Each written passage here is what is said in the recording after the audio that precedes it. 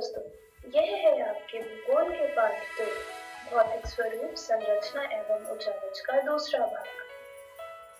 आज के इस वीडियो में हम भारत के भौतिक स्वरूप के कुछ विभागों को करीब से देखेंगे। यह विभाग है उत्तर के विशाल मैदान, दक्षिण का पठार, तटीय मैदान, भारतीय मरुस्थल और द्वीप समूह।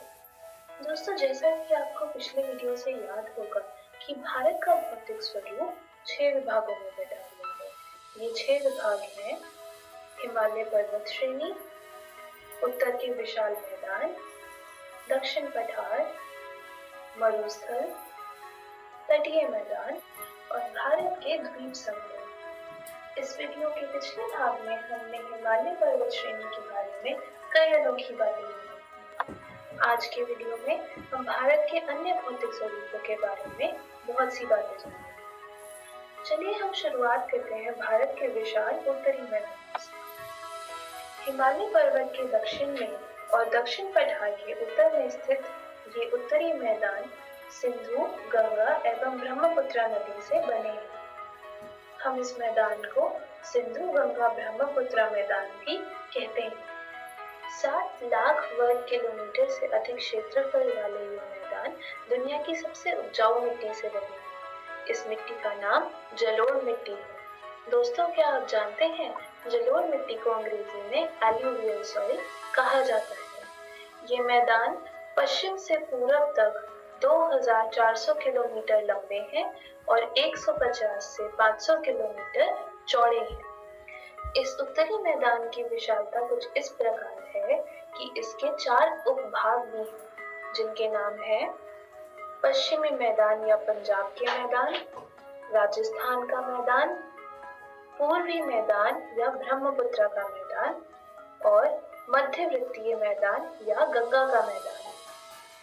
चलिए इन उपभागों के बारे में भी करीब से जानते हैं। सबसे पहले हम जानेंगे पश्चिमी मैदानों के बारे में, जिन्हें पंजाब का मैदान भी कहा जाता है।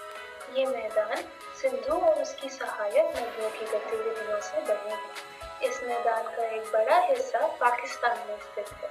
जैसा कि आप बने हुए चित्र में देख सकते हैं, ये मैदान पंजाब और हरियाणा के राज्यों में फैले हुए हैं। हिमालय से निकलने वाली कई नदियां जैसे कि झेलम, चेनाब, सतलुज, रावी और व्यास इन मैदानों में आकर बहती है। चलिए अब हम उत्तरी मैदान के दूसरे भाग के बारे में बात करते हैं, जिसका नाम है राजस्थान का मैदान। इस मैदान का विस्तार अरावली पर्वत के पश्चिम में है।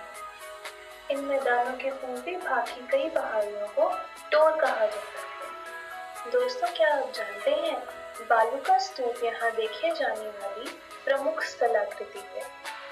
सावर, डेगना, दिद्वाना और कुचापन यहाँ मौजूद कुछ झीलें हैं। उत्तरी मैदानों का तीसरा उपभाग है मध्यवर्तीय मैदान, जिसे हम गंगा का मैदान भी कहते हैं। यमुना नदी से पूर्व ये मैदान हमारे पड़ोसी देश बांग्लादेश तक फैला हुआ है। अपने 1400 किलोमीटर लंबे विस्तार के चलते ये मैदान उत्तर प्रदेश, बिहार, झारखंड और पश्चिम बंगाल की ओर फैला है। अपने बड़े आकार के चलते गंगा का मैदान भी 3 उपभागों में बटा हुआ है, जिनके नाम है ऊपरी गंगा का मैदान, मध्य गंगा का मैदान और निचली गंगा का मैदान। इस मैदान के अंतर्गत गंगा का डेल्टा प्रदेश भी आता है।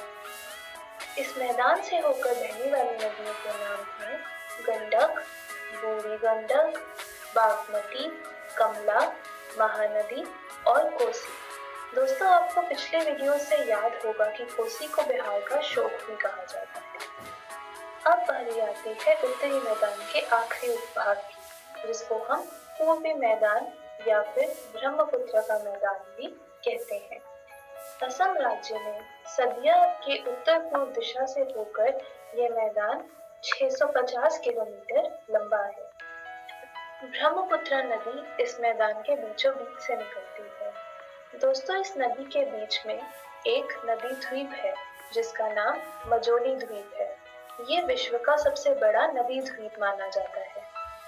चलिए, ये तो बात हुई उत्तरी मैदानों की। अब हम चर्चा करते हैं भारत के दूसरे भौतिकी स्वरूप पे, जिसे कहते हैं दक्षिणी पठार। दक्षिणी पठार का आकार त्रिभुजकारी है।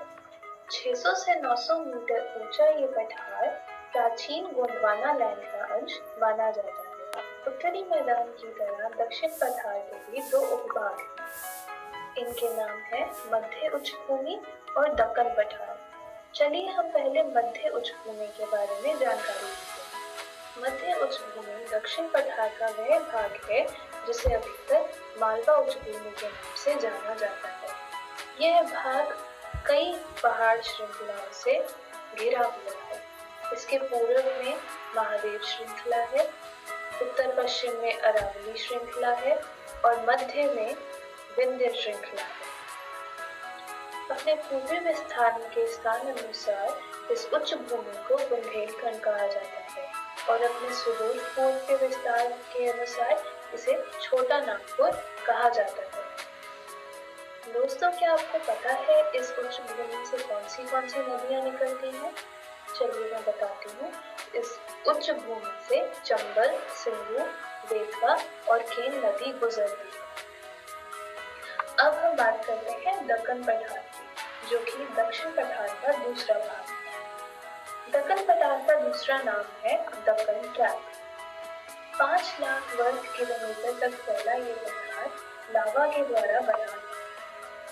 दक्कन पठार के अंतर्गत आने वाले राज्य हैं मध्य प्रदेश, महाराष्ट्र, आंध्र प्रदेश, कर्नाटका और तमिलनाडु। इस पठार से कई नदियां भी गुजरती हैं, जिनके नाम है तापी, महानदी, गोदावरी, कृष्णा और कावेरी। सिर्फ यही नहीं, इस पठार पर बहुत सी पहाड़ियां भी हैं, जिनके नाम शायद आपने सुने होंगे। ये पहाड़ियां हैं नीलगिरी पर्वत, अन्नमलाई की पहाड़ियां, महेंद्रगिरी, नालामाई, शिवराय और पाली। चलिए, ये तो बात हुई दक्षिणी पठार की। अब हम चलते हैं भारत के दूसरे भौतिक स्वरूप पे, जिसका नाम है तटीय मैदान। दक्षिण पठार के किनारों पर स्थित इन तटीय मैदानों का निर्माण समुद्री क्रियाओं और नदियों द्वारा बहाकर लाई मिट्टी से हुआ। इस मैदान के पश्चिमी तट के उत्तरी भाग को कोंकण तट कहते हैं और दक्षिणी भाग को मालावर तट कहते हैं। दोस्तों, इन तटों के आसपास की नदियां तीव्र गति से बहती हैं, जिसके चलते मिट्टी का जमाव यहाँ ज्यादा नहीं होता। इसलिए इन तटों की औसत चौड़ाई 10.6 किलोमीटर के आसपास ही होती है। इस मैदान के पूर्वी तट के उत्तरी भाग को गोलकुंडा तट कहते हैं और दक्षिणी भाग को कोरोमंडल तट कहते हैं। दोस्तों, जैसा कि हमने जाना कि ये मैदान बहुत ही कम चौड़ाई के होते हैं। इन मैदानों के कटे छटे विस्तार के कारण यहाँ पर बहुत से लगून भी पाए जाते हैं। न्यू मंगलूर और कोची के बंदरगाह ऐसे ही लगून पे बने हैं। दोस्तों, आप सोच रहे होंगे कि ये आखिर लगून क्या होते हैं। चलिए इसके बारे में पता लगाते हैं। लगून छिछले पानी के वे जलाशय हैं जो द्वीपों या चट्टानों के कारण किसी बड़ी नदी या समुद्र से अलग हुए हैं। अब हम बात करेंगे अगले भौतिकी स्वरूप की, जिसको मरुस्थल कहते हैं। दोस्तों, मरुस्थल को अंग्रेजी में डेजर्ट कहा जाता है। भारत में ये राजस्थान के पश्चिमी भाग में पाए जाते हैं। भारत में पाए जाने वाले मरुस्थल 644 किलोमीटर लंबे और 160 किलोमीटर चौड़े हैं और इनका क्षेत्रफल 1,04,000 वर्ग किलोमीटर तक फैला है। जैसा कि आप बने चित्र में देख सकते हैं कि मरुस्थल वे मैदान हैं जो कि रेत से ढके होते हैं और यहाँ पर वर्षा भी बहुत ही कम होती है। अगर हम भारतीय मरुस्थल की बात करें तो 15 सेंटीमीटर की नाम मात्र बारिश मिलने के बाद यहाँ कुछ नदियाँ जरूर नजर आती हैं, लेकिन कुछ समय बाद वे बालू में मिल जाती हैं। एकमात्र नदी जो भारत के मरुस्थल में पाई जाती है उसका नाम है लूनी। यह नदी कच्छ के रण में जाकर अंत होती है। चलिए अब हम भारत के आखिरी भौतिक विभाग की बात करते हैं, जिसका नाम है द्वीप समूह। भारत में कुल मिलाकर 1256 द्वीप हैं, जो कि 2 समूहों में बटे हुए हैं। एक समूह का नाम है अंडमान एंड निकोबार द्वीप समूह, जिसके अंदर कुल 572 द्वीप हैं, जिसमें से 36 द्वीपों पर लोग रहते हैं और बाकी 536 द्वीप खाली हैं। दूसरे द्वीप समूह का नाम है लक्षद्वीप, जिसके ऊपर कुल 47 द्वीप हैं। बचे हुए द्वीप महानदी और गंगा सागर डेल्टा में पाए जाते हैं। दोस्तों, हमने पिछले पाठ में भी पढ़ा था कि भारत की सबसे दक्षिणी बिंदु को इंदिरा पॉइंट कहा जाता है। 2004 में आई सुनामी के कारण इंदिरा पॉइंट डूब गया था। चलिए, ये तो बात हुई भारत के अनेक भौतिक स्वरूपों, लेकिन आखिर भारत के इन विविध भौतिक स्वरूपों से भारत को क्या फायदा होता है? चलिए इसके बारे में पता लगाते हैं और जानते हैं भारत के विविधता के फायदे। भारत के विशाल उत्तरी मैदान जल, वनों और अन्न के दायक हैं। आपके अपने राज्य बिहार में स्थित गंगा बेसिन खनिज तेल का विशाल भंडार है। सिर्फ यही नहीं, पुराने समय में भारत की विविधता प्राचीन सभ्यताओं के विकास का आधार बनी। दोस्तों, दक्षिण पठारी भाग खनिज संपदाओं और औद्योगिक विकास का बहुत बड़ा सहायक भी है। इसी के साथ साथ तटीय मैदानों पर चावल की खेती और मत्स्य पालन भी होता है।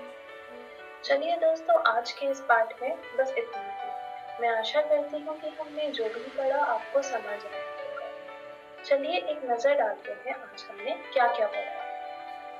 हमने भारत के अनेक भौतिक स्वरूप, जो कि हैं हिमालय पर्वत श्रेणी, उत्तर भारत के विशाल मैदान, दक्षिण पठार, मरुस्थल, तटीय मैदान और भारत के द्वीप समूह, हमने इन सब के बारे में करीब से जाना और इनकी विविधता के फायदे भी जाने। दोस्तों, इस पाठ को और बारीकी से समझने के लिए आप घर जाकर अपनी भूगोल की पुस्तक भारत भूमि एवं लोक का दूसरा पाठ भौतिक स्वरूप, संरचना एवं उच्चावाच को जरूर पढ़िएगा। अगली वीडियो में हम इसी पाठ पर कुछ प्रैक्टिस क्वेश्चंस करेंगे। धन्यवाद।